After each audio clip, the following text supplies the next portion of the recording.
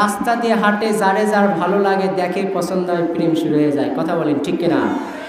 মুহতারাম হাজরিন, প্রেমের ওয়াজ করতে চাচ্ছি না, শুধু এতটুকু বুঝাইতে চাচ্ছি, ইসলাম আর শান্তির একটা প্রেম ছিল। এই প্রেমটা এত হাই কোয়ালিটির ছিল, একদিন হঠাৎ করে দেখে শান্তিও বাসায় নাই, ইসলামও বাসায় নাই। কি হয়ে গেছে? উধাও। কি হয়ে গেছে? উধাও, পালায়ে গেছে। বুঝেন নাই? আমার তো মনে হয় প্রেজেন্ট টাইম, বর্তমান সময় 99% ছেলেদের কাছে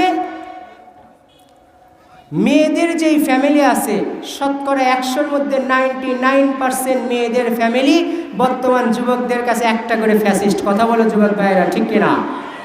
এটা প্রত্যেকটা যুবকের কাছে। কেন? এই যুবক একটা মেয়ের ভালোবাসে, মেয়ের বাবা শুধু অর্থ আর সম্পদ খুঁজে। কথা বলেন ঠিক কিনা? বর্তমান সময় মেয়ের বাবার এটা খুঁজেন না? খুঁজেন না? কথা বলেন না কেন?